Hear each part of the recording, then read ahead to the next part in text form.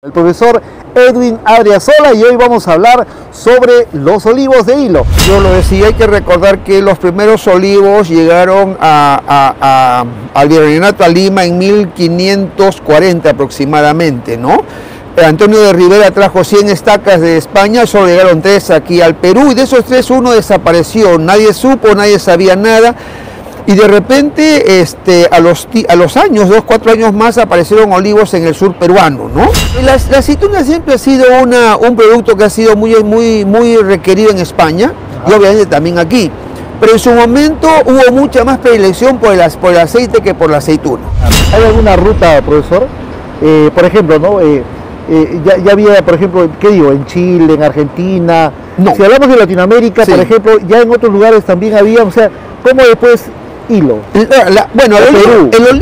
La ventaja que tenemos nosotros es que aquí han habido estudios sobre olivos patrimoniales o olivos antiguos, y lo último que se tiene claro es que el olivo más antiguo de Sudamérica se encuentra en el Valle de Hilo. Lucho me dice, Marcelo, vamos, me dice visitar a mi tío. Nunca había conversado yo con el señor Tucunada. Mira, cuando estaba vivo todavía, ¿no? Debe estar, está en el cielo. Suscríbete o pide a tus amigos para que se puedan suscribir a este canal de Hilo.p. El podcast de Marcelo.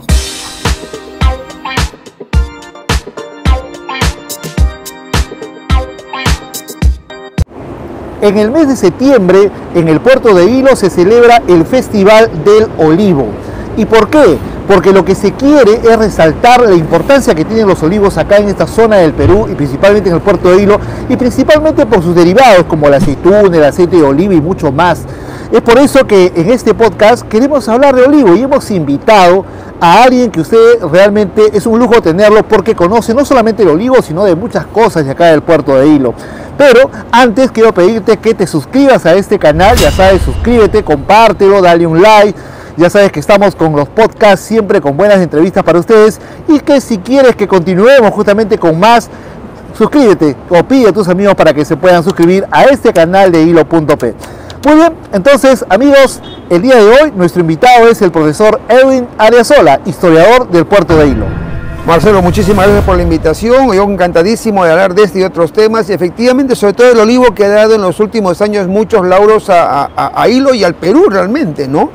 El desarrollo de la olivicultura es muy antigua, pero la fama se ha fortalecido en los últimos años cuando los derivados de la aceituna han generado todo este tipo de premios internacionales, ¿no? Turquía, Japón. Pero bueno, yo escuchaba en una última exposición que usted ha hecho justamente por esta fecha que va a haber el Festival de Olivo.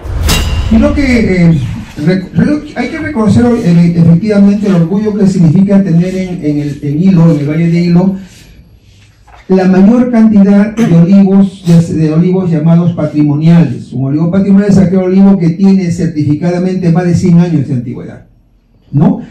Quienes han visitado este valle, quienes han recorrido este valle, quienes han estudiado las condiciones de los olivos, han determinado que esto ya lo han hecho más con suma admiración. Y hay cosas, profesor Edwin, de que uno a veces como hileño no conoce, ¿no? A veces dice, no, claro, ¿cómo no? Yo conozco el aceituna, conozco el olivo, pero hay cositas que a veces uno no conoce, y qué bien que usted ha seguido en todo este tiempo, conoce y tiene historia. Cuéntenos un poco, ¿cómo nace? Los olivos antiguos, ¿cómo se dan en esta zona?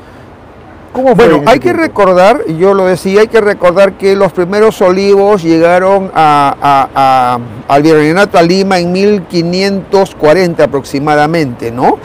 Antonio de Rivera trajo 100 estacas de España, solo llegaron 3 aquí al Perú, y de esos 3 uno desapareció, nadie supo, nadie sabía nada. Y de repente, a los años, 2-4 años más, aparecieron olivos en el sur peruano, ¿no? En lo que es el convento de la Concepción, en la hacienda que tenía Antonio de Rivera, él y su esposa plantaron estos olivos, y luego fueron lentamente esparciéndose por Lima y después hacia los valles que pudieran tener una vocación olivícola por las condiciones climáticas y de tierras.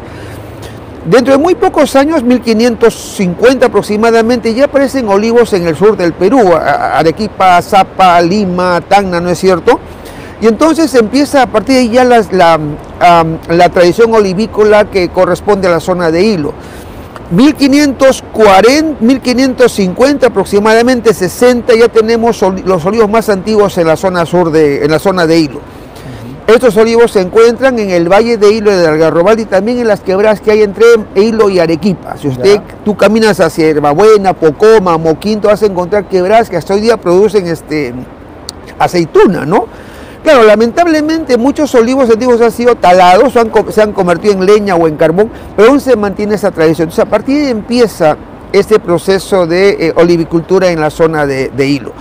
Hay que recordar además que debido a las condiciones climáticas y ambientales de esta zona, si tú te das cuenta, tanto el valle de Hilo como los valles olivícolas en el norte son quebradas, se crea un clima, un microclima muy especial que facilita que se genere una aceituna como la que tenemos en Hilo, grande, carnosa, de un sabor muy especial que ha dado la fama a esta aceituna, fama que viene desde la colonia. Ya en la colonia se conocía y se sabía mucho de la aceituna que venía desde Moquegua, desde Hilo, ¿no? Uno revisa las tradiciones de Ricardo Palma y encuentras 2 o 3 menciones a la aceituna de Hilo. Una de ellas hablaba, por ejemplo, que la aceituna era un bocado tan apetitoso y tan carísimo que se servía al final de cualquier reunión, pegó un platito uno a cada una, ¿no? Claro. Al final de todo. La aceituna era un regalo muy ambicionado en aquella época, pero por lo que me comenta Gianfranco, que es un experto en estos temas, me decía que inicialmente el interés del olivo era más por el aceite que por la aceituna. Y es por eso explicaría por qué la iglesia fomentó mucho la producción y la ampliación agrícola en la frontera agrícola del olivo, ¿no? Justamente ayer, profesor, usted enseñaba unas fotografías, ¿no? Sí. Que daban a conocer de esos tiempos como inclusive algunos documentos que enseñaba. Explíquenos un poco sobre eso. Sí, la historia que se levanta sobre los olivos en Hilo radica en los archivos que se han encontrado en Moquegua, que es un archivo regional muy rico en cuanto a el manejo de los predios agrícolas en el valle. Ahí tienes testamentos, tienes arrendamientos, tienes venta de fundos y además tienes ampliación olivícola en documentos, ¿no? Tienes una importante documentación en cuanto a historia. Otro punto importante para reconstruir esto es el archivo arzobispal de Arequipa, donde también he trabajado en algún momento y he rescatado documentos que hablan de cómo es que capitales e intereses arequipeños tenían intereses en Hilo mediante el alquiler de fondos, como el caso del fondo Osmore, por ejemplo, ¿no? Otro documento señala que el convento de la Merced del Cusco arrendaba predios aquí en el Valle de Hilo para obtener justamente la aceituna para hacer el aceite de oliva, porque había una tremenda demanda de aceite en los oficios religiosos, pero también como combustible de las lámparas, y es por eso que aparece el famoso aceite lampante, ¿no? Es un aceite muy denso, es el aceite que hoy día se saca después de sacar el extra virgen, el virgen, y el de segunda sale un aceite un poco ya denso, que es prácticamente el concho, pero que se usa como combustible para las lámparas. Pero profesor, usted dice de que primero, venía más que todo por el aceite de oliva. Yo creía que era lo contrario, ¿no? Primero era la aceituna, sí, ¿no? Y después venían los derivados, sí, y el aceite de oliva venía después. No. O sea, al comienzo comenzaron primero... Claro, la aceituna siempre ha sido un producto que ha sido muy requerido en España, y obviamente también aquí. Pero en su momento hubo mucha más predilección por el aceite que por la aceituna. O sea, digamos, si tú comparas la búsqueda del aceituna, el aceite, en algún momento el aceite tuvo mayor demanda que la aceituna, ¿no? Y repito, esta demanda vino porque la iglesia fomentaba la producción de los olivos, la ampliación de la frontera agrícola, el plantar más olivos, por ejemplo, porque ellos obtenían mucho más aceite. Pero la aceituna nunca dejó de ser un producto apetecible también, sino que era carísimo. Imagínate, traer 100 estacas y que solo queden 2 y una se pierda, obviamente que la aceituna era muy codiciada también, y eso es parte de la implantación de la producción que hizo España con respecto a América. Recuerda la uva, recuerda la caña de azúcar, no sé, todo eso que vino desde lejos. Entonces en Hilo ocurrió esto, y entonces pero hay alguna ruta, profesor, por ejemplo, ¿no? ya había, por ejemplo, ¿qué digo? En Chile, en Argentina. No. Si hablamos de Latinoamérica, Sí. por ejemplo, ya en otros lugares también había, o sea, ¿cómo después hilo? Bueno, De Perú, el en todo olivo caso. llega a dos puntos independientemente. Un punto es México Ya. y otro punto es Perú. Y de Perú, o sea, de Lima, capital del virreinato, el olivo salta hacia el sur. Es decir, si quisiéramos ser muy exquisitos, diríamos que conforme vamos avanzando hacia el sur se va apareciendo el olivo. En otro caso, el olivo aparece más temprano en la costa sur de Perú que en la costa norte chilena. ¿Ya? Y es por eso que tú encuentras en Hilo y en la zona sur peruana olivos mucho más antiguos que en otros sitios, por ejemplo, ¿no? Claro. ¿Por qué? Porque obviamente la ruta ha sido esa. En teoría no está tampoco muy definido el asunto, pero es posible que hubiésemos encontrado olivos mucho más antiguos en las quebradas de Amoquinto, Alastaya, ¿cómo se llama? Pocoma y Hierbabuena, que en el propio Valle de Hilo, por ejemplo, ¿no? Pero el tema ha sido así. Ahora, hay discusión obviamente respecto a dónde llegó primero, ¿no? Ya. Porque casi sucesivamente apareció también el olivo en el norte chileno actual, o sea, en la zona de Azapa, en esa zona, ¿no? Pero obviamente aquí tienen que entrar los que estudian y los historiadores o que manejen el documento para decirnos realmente dónde está, pues si queremos, digamos, tener el orgullo de tener el olivo más antiguo, pues que nos lo digan, ¿no? Pero más o menos en teoría esta fue la situación. Ahora, la ventaja que tenemos nosotros es que aquí ha habido estudios sobre olivos patrimoniales o olivos antiguos. Y lo último que se tiene claro es que el olivo más antiguo de Sudamérica se encuentra en el Valle de Hilo. 470 años más o menos, como mínimo, el olivo que se encuentra en el fondo de la familia Tokunaga, ¿no? Sí, le cuento que en alguna oportunidad con Luisa Vareza me llevó, porque son familia. Sí, sí, sí. Y Lucho me dice, Marcelo, vamos, me dice, visitar a mi tío. Nunca había conversado yo con el señor Tokunaga. Mira, ya cuando estaba vivo todavía, ¿no? Debe estar, está en el cielo. Y agarra, ¿sabe qué? Lo primero, me gustó su chacra, Sí. no, porque es todo un ingreso, pero una buenísima persona. No, Porque dice que, mira, César, que recién me conocía a mí, y agarra y me trató como que fuera un hijo. Siéntate, hijo, que y su esposa también bien amable. Sí, sí, que me sacó, lo primero me sacó las aceitunas, cómete unas aceitunas, y me llevó ahí al olivo. Al olivo, y sí. me dijo, te voy a mostrar, este es el olivo. Y ingresamos y ahí está, y me quedé sorprendido. Sí. Ese es el olivo más antiguo. Ese es el más antiguo. Ese es el único olivo que ha sido técnicamente datado por la Universidad Politécnica de Madrid, empleando el método Santander, que es el método que es estandarizado, que se usa para determinar exactamente la antigüedad del olivo. Entonces, y ese estudio ha indicado que es el olivo más antiguo, lo que no significa que no hayan olivos de similar antigüedad, Claro, en el ajá. puerto, en el Valle. O sea, eso Claro. no. O sea, Hilo tiene, comparativamente con respecto a otros valles, la mayor cantidad de olivos ancestrales o antiguos. Ya. ¿no? ¿Hay alguna data? ¿Hay alguna data que diga cuántos olivos aproximadamente hay? Si hablamos del Valle de Hilo, por ejemplo. No, lo que ha quedado pendiente es hacer un censo de estos olivos, ¿no? Sería bueno. Pero por supuesto que sí. Hay todo un proceso que empezó primero por identificar cuáles serían, a simple vista, porque para identificar un olivo a simple vista es fácil de hacerlo, ¿no? El podcast de Marcelo. Amigos, ya sabes, suscríbete a nuestro canal de hilo.p porque tenemos muy buenos podcasts.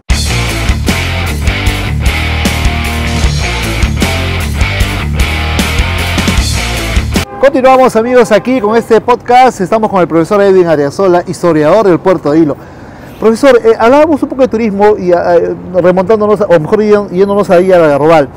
Usted hablaba de eso del museo y le quería comentar también, pero hemos visto que hay una casa antigua, ¿no? Sí. De La hacienda Chiribaya. No. Domingo Nieto. De Domingo Claro, Nieto. esa es la hacienda Chiribaya. Todavía está abandonada. Bueno, el dueño, Santiago, es el dueño? el dueño es Santiago Coutin, es de la familia Coutin. De la familia Coutin, conversamos, ¿qué hacemos con esta casa? Me dice Edwin, se han metido, han quemado la casa, han tumbado una pared, me dice, está abandonada. Le digo, pongámosle en valor, ¿no? El problema está que como es un predio privado, el Estado no puede invertir allí, tiene que ser alguien, digamos, una entidad también privada que invierta en esos temas, ¿no? Pero la pregunta es, ¿y por qué no veamos la forma de hacer ahí un museo del olivo, por ejemplo? Eso Porque le iba a tú te decir, das cuenta, eso además le iba a es decir. una hacienda, era la hacienda más grande que había en el valle, y tiene incluso, aún quedan las oficinas que tenían, porque era una pequeñas ruinas ahí. Son vestigios, incluso allí había, pues está la parte de atrás donde estaba el almazar o la bodega de las aceitunas, ¿no? Sí, es una de las poquísimas casas antiguas que quedan allí. Está prácticamente conservada, pero hay que ponerle en valor, hay que meter la mano, ¿no? O sea, yo creo que se pueden hacer muchas cosas, pero eso depende de que la gente que tenga esta situación conozca el tema. Y yo veo que mucha gente no conoce el tema, no conoce estos detallitos. Por ejemplo, mira, yo me he ofrecido sin ningún interés de nada a apoyarlos, darles información, oye, pídanme, yo me muero y eso queda perdido, ¿no?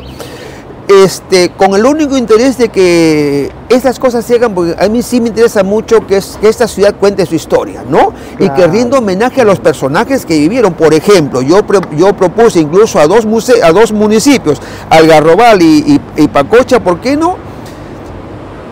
Tú has hablado de César Tocunaga. Yo lo recuerdo y lo reconozco y le tenemos medio y le tiene mucho aprecio.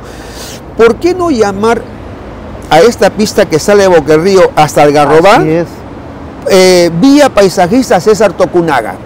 Yo lo propusimos al Algarrobal y al municipio de Hilo.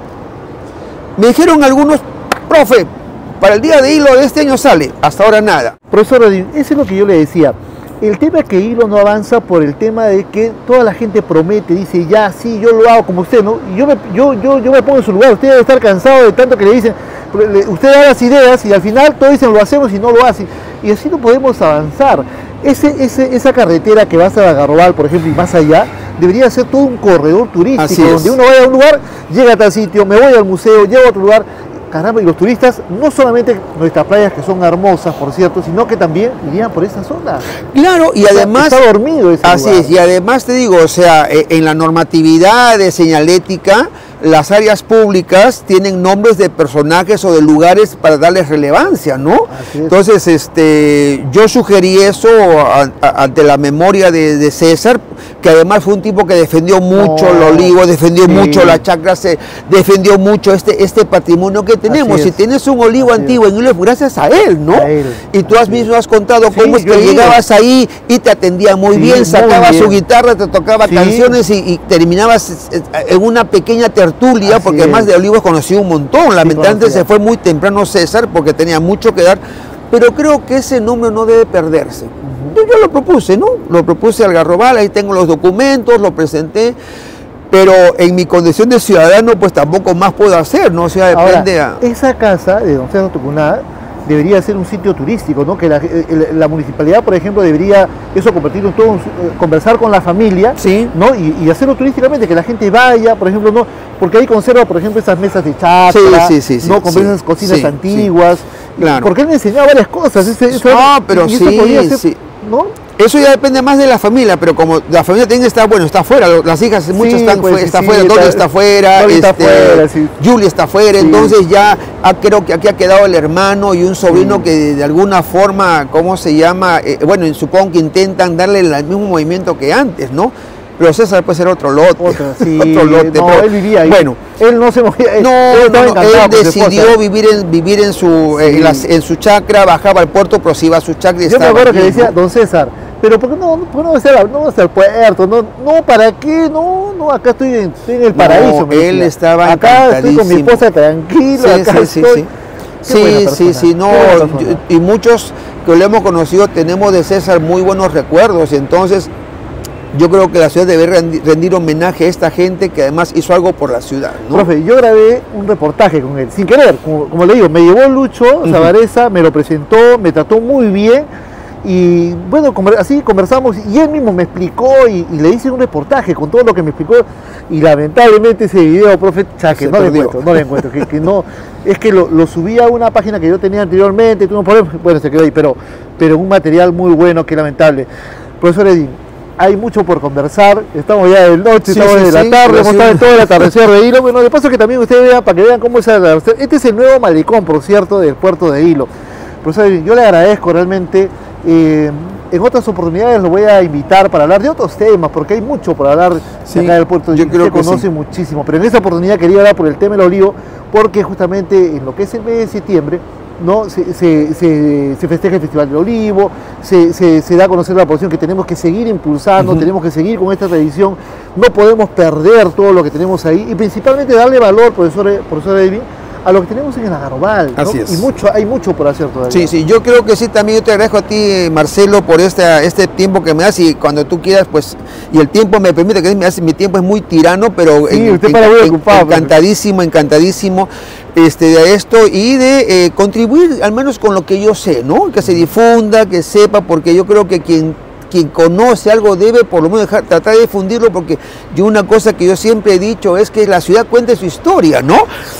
Hace muchos años yo propuse, ¿por qué no comenzamos a poner códigos QR en cada sitio? Tú vas con el celular y claro. O sea, solo con un QR te cuenta el malecón, la glorieta, la iglesia. O sea, hay mucho por hacer, pero creo que falta iniciativa, ¿no? Pero en todo caso, yo encantadísimo de conversar contigo y cuando creas conveniente, pues aquí estoy para que pues nos juntemos y conversemos. Muchas gracias, profesor Edwin Arrezola, estuvo con nosotros aquí en este podcast, amigos. Muchas gracias por estar con nosotros. Ya sabes, suscríbete a este canal hilo.p. Tenemos muchos podcasts todavía que pueden ver ustedes. Compártelo, dale un like con la familia y principalmente suscríbete. Nos vamos, gracias, será hasta la próxima, chao.